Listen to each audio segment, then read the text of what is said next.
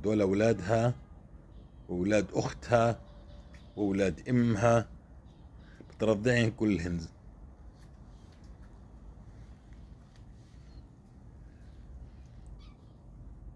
صغير وكبير.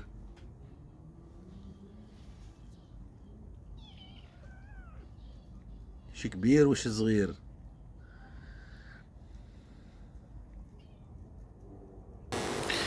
بسم الله والصلاة والسلام على رسول الله. اللهم صل وسلم وبارك على سيدنا محمد سيد الخلق المرسلين. السلام عليكم ورحمة الله وبركاته. إخوتي وأحبتي في الله، رب اشرح لي صدري ويسر لي أمري واحلل عقدة من لساني يفقه قولي. نسمع قصة ونكمل الدرس إن شاء الله.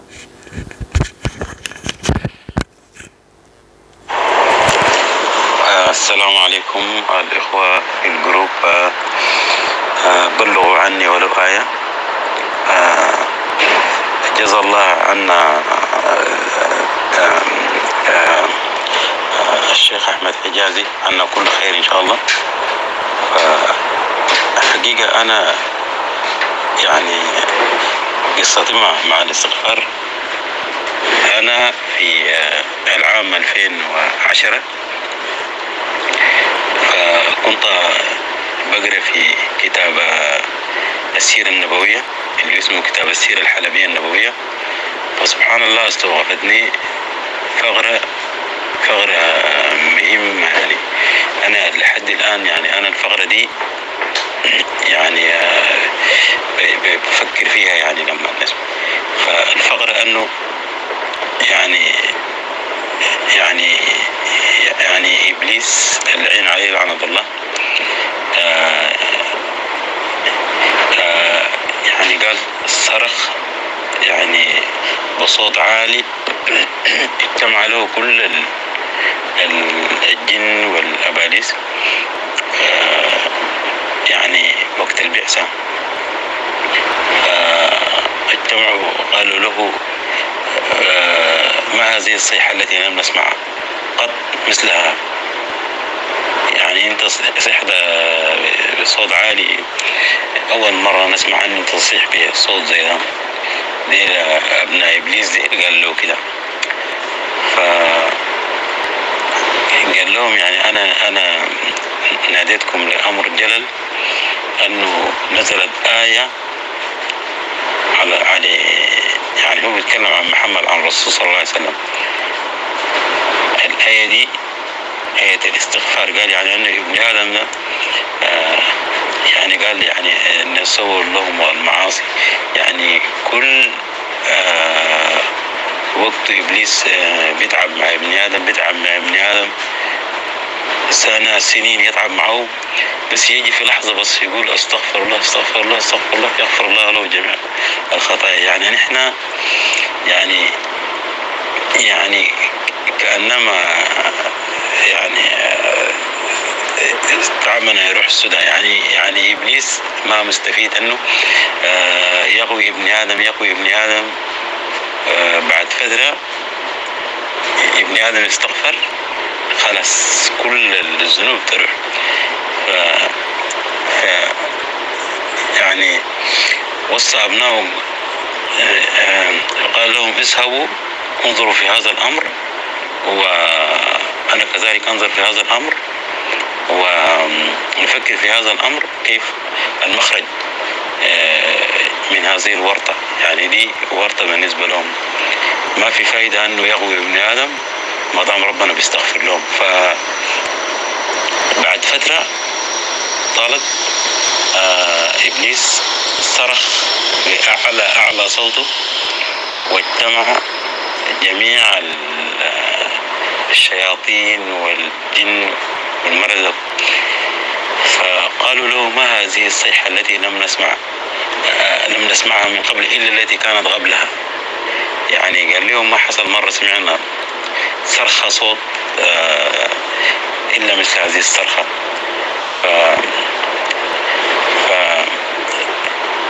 ذكر لهم أنه وجدت الحل، أنه وجد حل أنه يقدر يغوي به ابن آدم وبحيث أن ابن آدم ما يكون عارف أنه لا.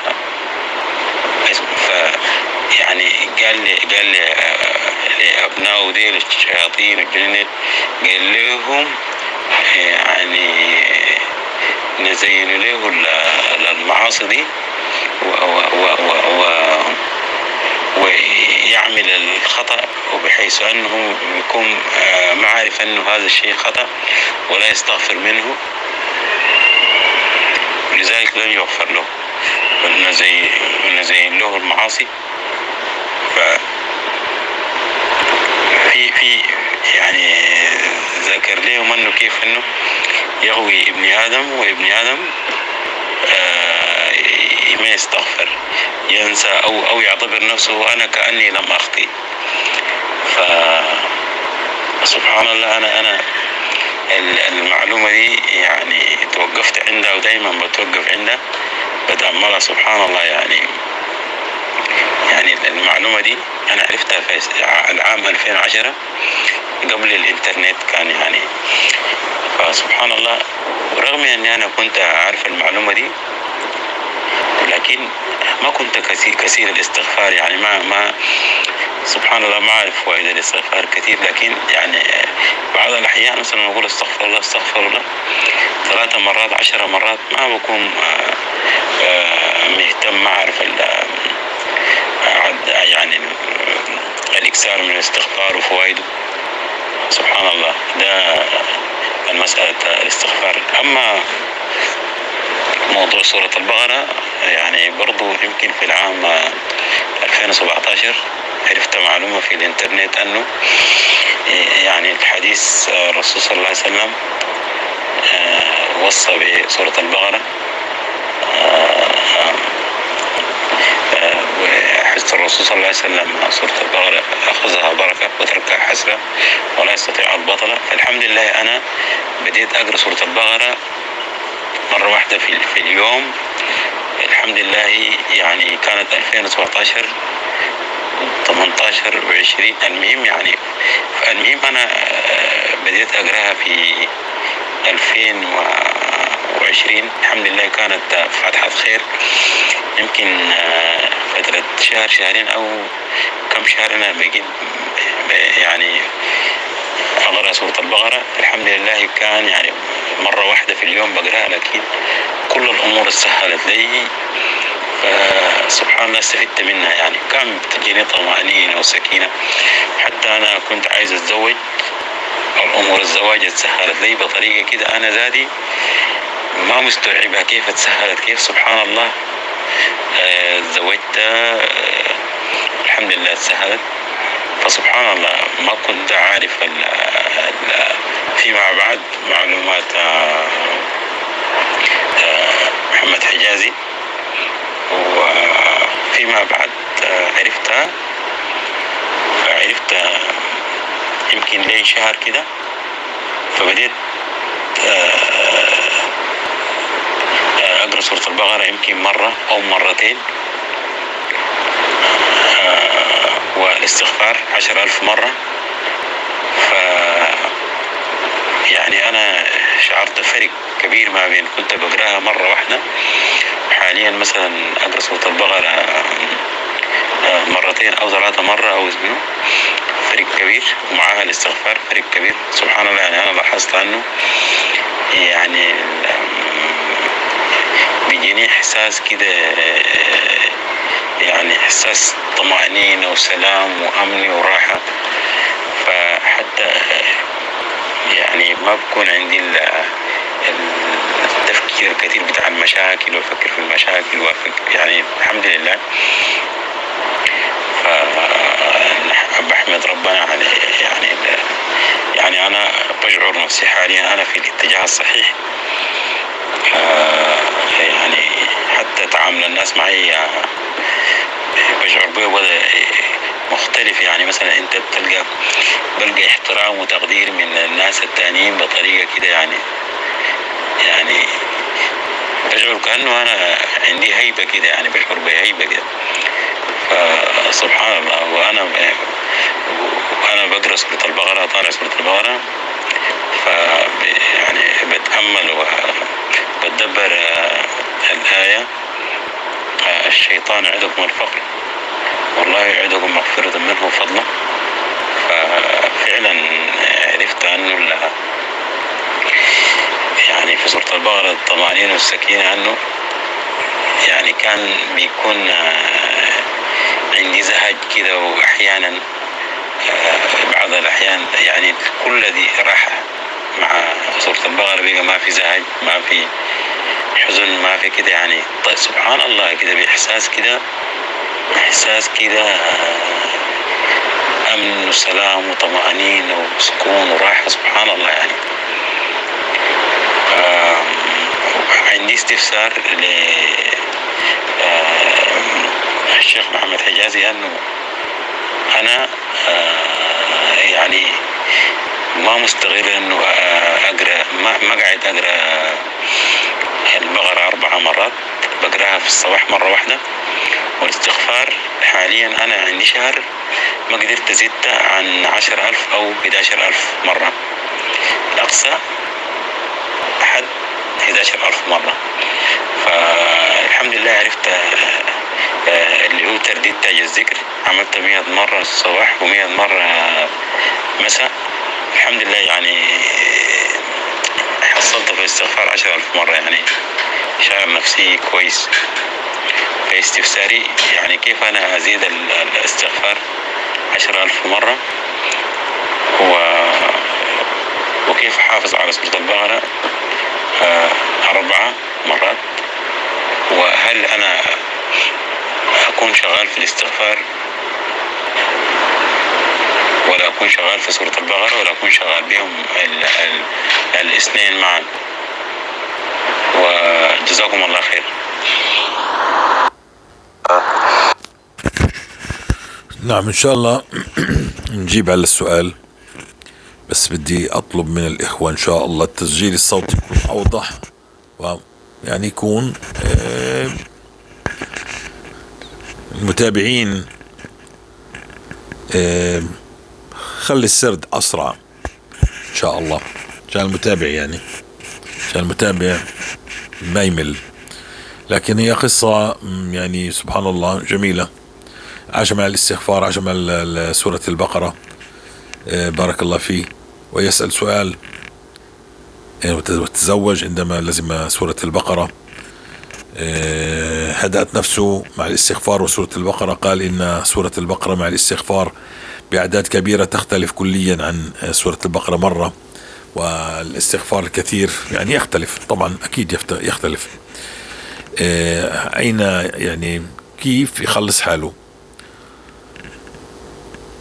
يعني دائما أنا قلت نبدأ بالاستغفار أولا، لكن كل من عاش مع سورة البقرة وهي ملازمته من سنين فيبقى مع سورة البقرة مرة واحدة العادي، ثم يأخذ الاستغفار بالكثير. يعني 30,000 استغفار كيف بدأ؟ يعني هو في كل مكان الاستغفار، في البيت، في السيارة، في المسجد، في الدار، في وين بدك الاستغفار. لسان وشفتين بدون صوت، لسان وشفتين بدون صوت، وبسرعة.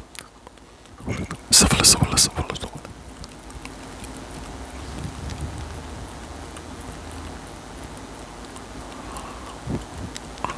فيش صوت. نعم. فببقى مع سورة البقرة مرة و30,000 استغفار، بحاول أصلهن، بحاول بسأل الله مع الوقت. فرغ حالك ساعة زمان في 10,000 استغفار، ساعة زمان تجلس لنفسك لوحدك هكذا. أنا كنت أجلس بين الفجر والشروق، وأجلس بين المغرب والعشاء. فبين الفجر والشروق كان في 8,000 استغفار، وبين المغرب والعشاء كان في 10,000 استغفار. فنعم إذا ممكن إنك تفضي حالك ساعة بدل ما تجلس مع الموبايل، اجلس أنت والاستغفار. كلما زدت كلما كان خير. في أمور لا تنحل إلا بالاستغفار الكثير صراحة، هذا الذي وجدته. في أمور تحتاج استغفار يعني دائم، لكن كله يحتاج الاستغفار الكثير. كل المشاكل بدها كله بده استغفار كثير من اللزوم هو الإكثار كثير جدا.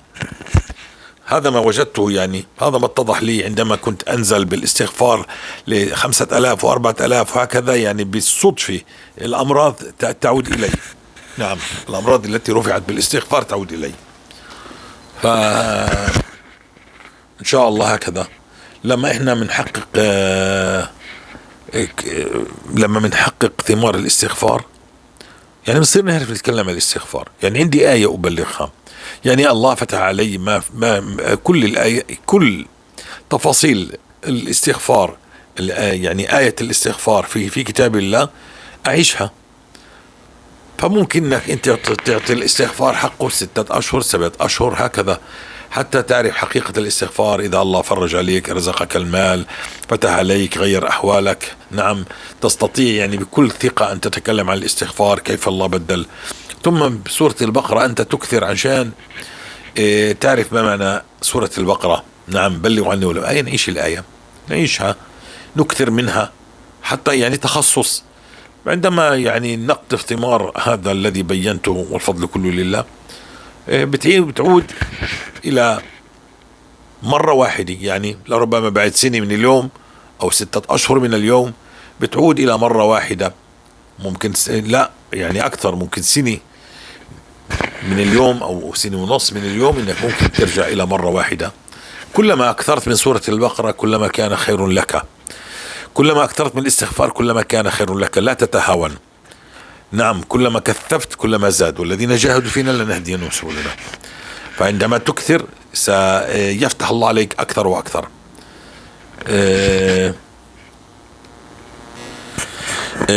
بدي أتكلم للإخوة الذين يرسلون برسائلهم، بارك الله فيكم وجزاكم الله خير. يعني لازم أنتوا لما بتوجهوا الرسالة، أنتوا عرفوا أنكم بتوجهوا الرسالة للمتابع. المتابع سيسمع كلامكم، فخلي الكلام بالقصة. وإذا في أسئلة بتخصكم اجعلوا السؤال في موضوع آخر، يعني موضع آخر، تسجيل صوتي آخر. يعني إذا بدي أقص قصتي للناس، فالناس ما عندها يعني تفوت على متاهة أي كلام. فخلي القصة مسرودي، ماذا وجدت، عشت بالاستغفار كذا كذا، مدة كذا وكذا. فابقوا عشان يكون في جمال للدرس، جمال للقصة، جمال تكون يعني القصة وافية، وتتكلموا مع المتابع. نعم، يعني أنا بدي أتكلم مع المتابع. أنا الآن بدي أبدأ أقص قصتي، فبدي أتكلم مع المتابع. نعم، تعرفت على قناة أخونا محمد حجازي في تاريخ كذا، لزمت الاستغفار بكذا وكذا وكذا. أنا بدي المصداقية إنه أنتوا تذكروا قناة أخوكم محمد حجازي للمصداقية، لأننا لا نأتي بقصص من هنا ومن هناك، وأن المتابع هذا الذي يقص قصته هو معنا موجود، فيذكر اسم القناة ويبدأ يقص، يتكلم مع المتابع. فإذا كان في أسئلة، فالثناء الأكبر لا يكون يعني نستمر. وصلت الفكرة؟ عشان المتابع لا يمل من كلام هو مش معني فيه. المتابع المشاهد يعني عشان يصل إلى يفهم شو قصتك، كيف انت استغفرت، ماذا وجدت من الاستغفار. ركز على هذه الأمور أخي الكريم. وإذا بدك تسألني أسئلة مثلا معينة، ارسلها بتسجيل صوتي آخر مع المشرفين، تكلم فيها إني أنا في عندي أسئلة بحب أسأل أخونا محمد حجازي بهذا الموضوع، وبارك الله فيكم. هيك ما بنفوت المتابع إنه يعني كلامه كلامه كلامه كلامه، هو بده يقول ليش محمد حجازي بينزل هذه القصص. يعني ما في، مش سامعين قصة احنا. خلينا نسمع هذه يعني من باب بارك الله فيكم انكم تبعثوا قصصكم، فركزوا القصص. احنا عندنا جروب وعندنا قنوات للقصص، في عندنا قنوات ستكون بالتعليق الاول بصندوق الوصف، قنوات فقط للقصص، يعني فقط تسمع هاي القصة وخلاص، ما بتسمعني انا بتكلم. على الفيسبوك وعلى اليوتيوب في هناك جروب او قناة على التليجرام، قصص المستغفرين، منها بوستات ومنها تسجيلات صوتية. فالحمد لله رب العالمين. انشروا هذا الكلام وان شاء الله. فلكن انا من باب انه بارك الله فيكم تنشروا كلامكم، عشان هيك انا بنبه انه خلي القصة لوحدها. يعني قص قصتك بدون كيف بقولوها من لف ونبرم. الله يبارك فيكم. عشان المتابع مش انا. المتابع في ناس من هنا ومن هناك من مشارق الأرض ومغاربها عشان يستأنسوا بهذه القصة ويأخذوا كلامكم محمل الجد ويبدأوا. فما منطول القصة إذا هي قصة قصيرة فهمتوا علي؟ الله يرضى عليكم، خلوا قصتكم وكأنها من باب الصدقة. لربما يعمل بها أحد، يسمع كلامك يعمل بها أحد ويأخذها محمل الجد ويبدأ يستغفر ويستغفر أو يقرأ سورة البقرة بسبب قصتك.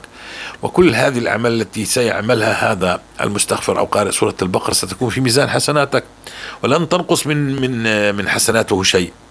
فبارك الله فيكم. نسمع هذه ننهي بهذا الدرس إن شاء الله.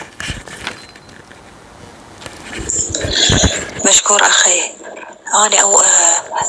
أنا قبل لا أتعرف على قناة الأخ محمد حجازي، قبل أنا لازم الاستغفار قديم، يعني من زمان لزمته وقطفت من عنده ثمار خير ورزق قلت لك وصلاح برجلي وهواية. الدنيا لحتني والشغل وشي، التهيت بالدنيا. تمرض، جاني مرض ظل عندي 5 سنين ظل يعني عندي واهس، أكل ماكو، شرب ماكو، أسناني وقع، الشعر وقع. فد نوبة أخاف من كل شيء، عندي ألم براسي شديد. فد مرة مو شلون ما كان. وبالبيت ما أظل، قضيتها يم اللي يرقون، يم السادة والشيوخ اللي يرقون. حتى ببيتي ما أظل أسبوع هيجي يظلون يرقون علي. هاي واحدة يا أخي. ظليت لزمت الاستغفار، استغفر واصلي على النبي، يعني بس مو هواية، مو بعدات كثيرة أو قليل، شيء قليل. استغفر، من أقعد استغفر أصير زينة، فترة أصير زينة. بعدين لزمت الاستغفار، هواي لزمت الاستغفار. شوية راح من عند الوهس وألم بالراس راح من عندي. بعدين ورا ما شوية تحسنت حالتي والدنيا شوية ضحكت لي. توفى زوجي. من توفى زوجي قلت لك أنا صار عندي حالة لا يرثى لها، أطفال ما عندي وقاعدة مع عيالي. حكيت لك على شغلتي، أهلي يريدوني وعيالي هنايا. فهمتك بهاي سالفتي. أنا ظليت لازم الاستغفار. أول العدة مالت توفى رجلي، بس العدة مالتي أقول الاستغفار متقطع. أخذوني بيت أهلي، ضليت أول يوم برمضان أخذوني أهلي، ضليت شهرين ما ألزم الاستغفار والصلاة على النبي.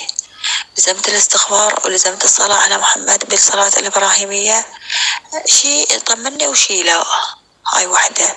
بعدين يوم قاعدة أستغفر بغرفتي بيت أهلي، أستغفر ولن رب العالمين يسخر لي ابن أخويا، يسخر لي يعني سخر له هواي شغلات. وبهذاك اليوم أنا بكيت والدنيا بقتها كانت تمطر وبقتها بكيت. أنا قلت له يا ربي الحمد لله والشكر، هذا أثر الاستغفار.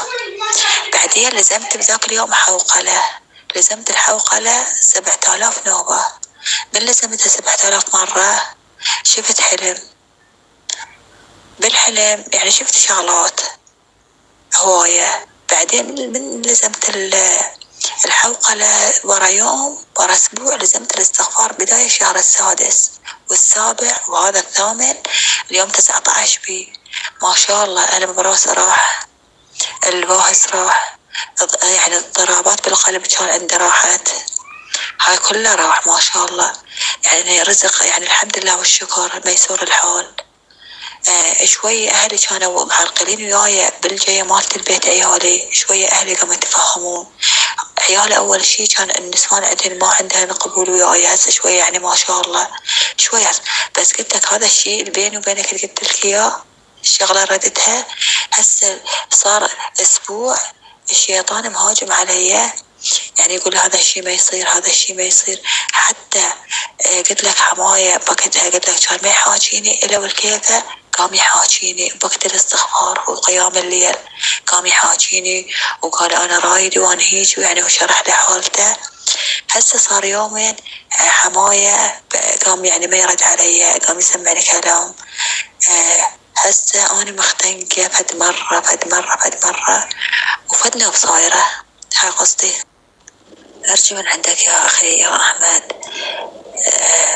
يعني تشرح لي على سورة البقرة وتقول لي إذا هذا الاستغفاري إن شاء الله جاب نتيجة تطمني وتفرح قلبي، تقول لي لا هجوم يعني شيطان، وتقول يعني بس أنا للأمانة شفت قناة الأخ محمد حجازي وواظبت على 30,000 سمعانة أنا قبل الورد 30 بس ما طبقت للأمانة، بس من سمعت من الأخ محمد حجازي الله يشهد علي يوميا أكمل الفيديوهات مالته ساعة ساعتين 3 ساعات وأدعي له بكل خير وبكل صلاح أنت وهو وكل يعني كلكم يعني هنا ويا بهاي الجروبات وهالقنوات، والله العظيم ما شاء الله إذا بيد نبيه أنت وهو يا ربي، وأرجو من عندك ترد لي وأريد يطمئن قلبي. الله يوفقك يا أخي، وهذا فضل رب العالمين وإلك أبد ما أنساك يا على تعاونك ويا يا أخي، وإن شاء الله الله يجزيك عنا كل خير، بس رب العالمين اللي يدري هسه أنا باللي بيه، وأريدك تفهمني إذا هاي هجوم شياطين من أثر الاستغفار، إذا هاي هيجي وأنا صار عندي من أستغفر، صار عندي العفو سهول، صار عندي ألم ببطني، صار عندي تقيؤ، صار عندي شغلات، وأردت أرجو من عندك يا أخي محمد. نعم، كل هذا الإسهال تقيؤ والتعرق وكل هذا هي من إبطال الأسحار إن شاء الله. الأسحار يعني أعمال أمخاط من الشياطين، فأنتوا بالطريق للتخلص منها إن شاء الله وسترتاحوا. نستمر إن شاء الله بالاستغفار لأن الله لا يعذب مستغفر، نستمر بالاستغفار لأن الله يرزق المستغفرين ويرحم المستغفرين ويفرج كرب المستغفرين. الله جل في علاه في هذا الاستغفار. أنت على خير، استمر يا أختي الكريمة، إلزم الاستغفار ب30,000 قدر المستطاع أن تصل إلى هذا الورد.